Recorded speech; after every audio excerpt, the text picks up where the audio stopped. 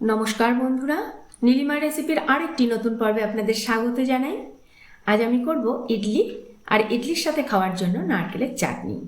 সকালের জলখাবার হোক বা সন্ধ্যের টিফিন কিংবা রাতের ডিনার, সব সময়তেই দারুণ হিট।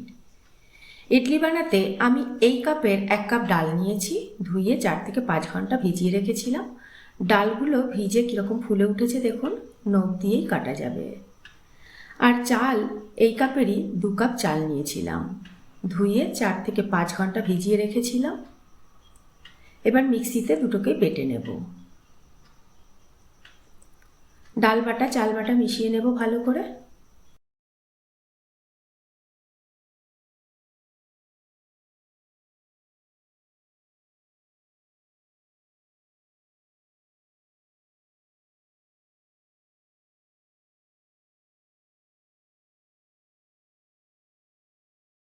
তারপর ঢাকা দিয়ে সারা রাত রেখে দেব ফার্মান্টেড হতে।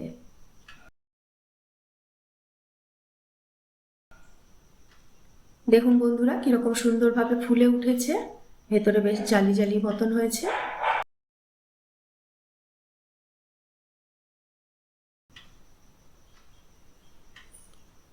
স্বাদ মতো নুন দিয়ে মিশিয়ে নেব।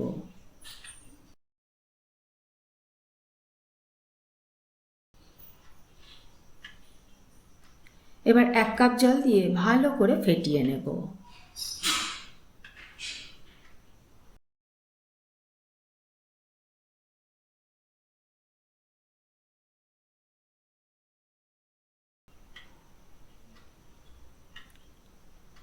ব্যাটারের কনসিস্টেন্সিটা ঠিক এরকম হবে।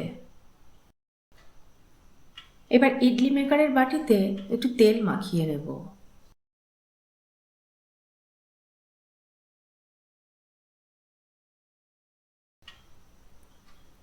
এর মধ্যে ইডলি ব্যাটারটা দিয়ে দেব অল্প অল্প করে।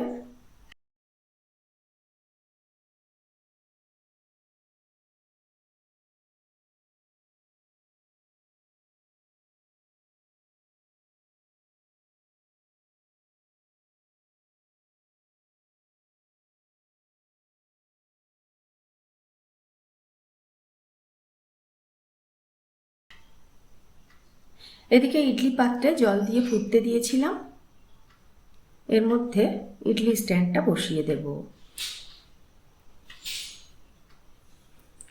মিনিট 10 ভালো করে ভাপিয়ে নেব।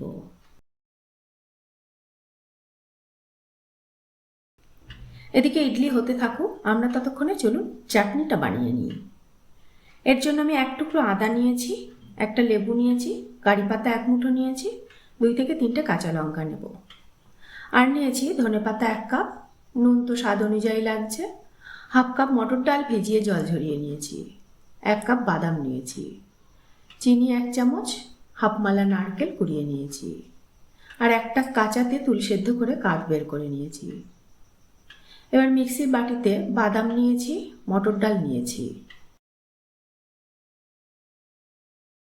এবার এর মধ্যে ধনেপাতা নেব,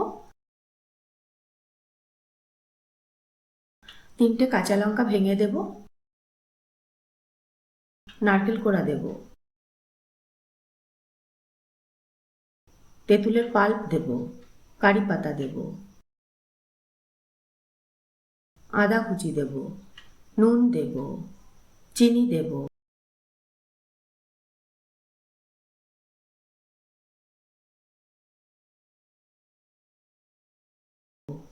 লেবুর রস দেব।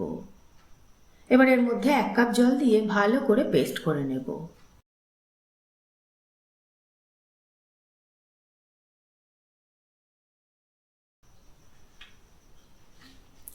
চাটনির ঘনত্বটা ঠিক এরকম হবে। এবার এর মধ্যে আমি একটা ফোড়ন করে মিশিয়ে দেব। তার জন্য একটু শুকনো লঙ্কা কুচি করে নিয়েছি, হিং নিয়েছি, সর্ষে, কারি পাতা নিয়েছি।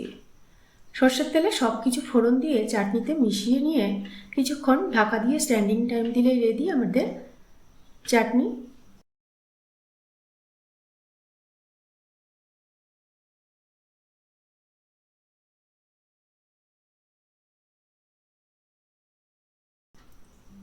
এদিকে ততক্ষণে ইডলিগুলো হয়ে গেছে। ছুরি কিংবা চামচের সাহায্যে এগুলোকে তুলে নেব।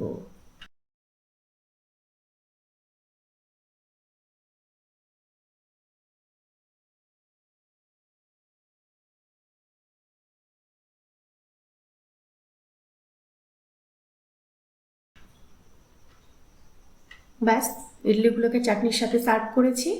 আপনারা কিন্তু এর সাথে সাম্বার ডালও সার্ভ করতে পারেন।